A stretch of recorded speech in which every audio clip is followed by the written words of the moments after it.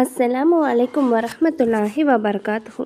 நம்ம நட்குணத்தை பற்றி பார்த்துட்டு இருந்தோம். அதோட கண்டினியூஷன் இப்போ பார்க்கலாம். நபி ஸல்லல்லாஹு அலைஹி வஸல்லம் அவர்கள் தம் தோழர்களுக்கு உபதேசம் செய்யும் போது, உன்னுடைய சகோதரன் அந்நீதம் செய்தவனாக இருந்தாலும் அந்நீதம் இழைக்கப்பட்டவனாக இருந்தாலும் அவனுக்கு உதவி செய் என்றார்கள். நான் முஹம்மது நபி ஸல்லல்லாஹு அலைஹி வஸல்லம் அவர்களுக்கு காட்டுக்கழுதையை அன்பளிப்பாக வழங்கிய போது அதை என்னிடமே திருப்பி தந்துவிட்டார்கள்.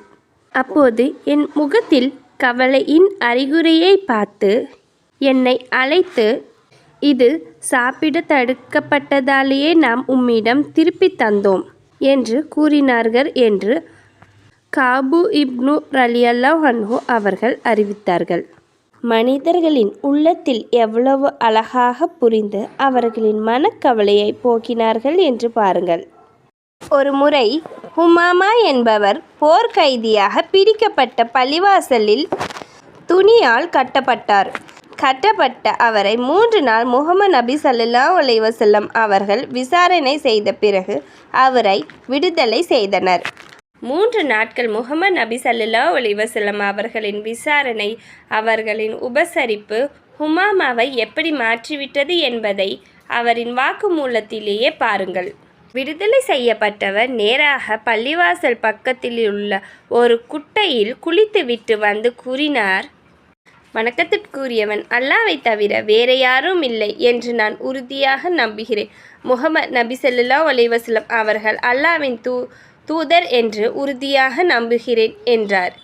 முஹம்மதே, அல்லாஹ்வின் மீது ஆணையாக இவ்வுலகத்தில் முகத்தை தவிர வேறு எதுவும் முகமும் எனக்கு வெறுக்கக்கூடியதாக இருந்ததில்லை. ஆனால் இன்று எல்லா முகங்களை விடவும் உம்முடைய முகமே எனக்கு மிக விருப்பத்திற்குரியதாக ஆகிவிட்டது. அல்லாஹ்வின் மீது ஆணையாக உம்முடைய மார்க்கத்தை தவிர வேறு எந்த மார்க்கமும் எனக்கு வெறுப்புக்குரியதாக இருந்ததில்லை. ஆனால் இன்று எல்லா மார்க்கத்தை விடவும் உம்முடைய மார்க்கமே எனக்கு மிக விருப்பத்திற்குரிய ஆகிவிட்டது.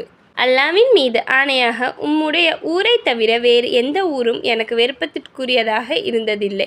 ஆனால் இன்று எல்லா ஊரை விடவும் உம்முடைய ஊரை எனக்கு மிக விருப்பத்திற்குரியதாக ஆகிவிட்டது. முஹம்மது நபி ஸல்லல்லாஹு அலைஹி வஸல்லம் அவர்களையும் அவர்களுடைய மார்க்கத்தையும் நாட்டையும் கடுமையாக வெறுத்தவர் 3 நாட்களில் எப்படி தலைகீழாக மாறிப்போனார். 3 நாட்களில் முஹம்மது ஸல்லல்லாஹு அலைஹி வஸல்லம் அவர்களின் அழகிய விசாரணை, உபசரிப்பு, அழகிய பண்பாடு, உயர்ந்த குணம், இதை தவிர வேறு எதுவும் அவரை மாற்றி இருக்க முடியாது. நெக்ஸ்ட் பார்ட்டில் கண்டினியூஷன் பார்க்கலாம். வீடியோ பிடிச்சிருந்தா லைக் போடுங்க. அதே மாதிரி சேனலுக்கு சப்ஸ்கிரைப் பண்ணுங்கள்.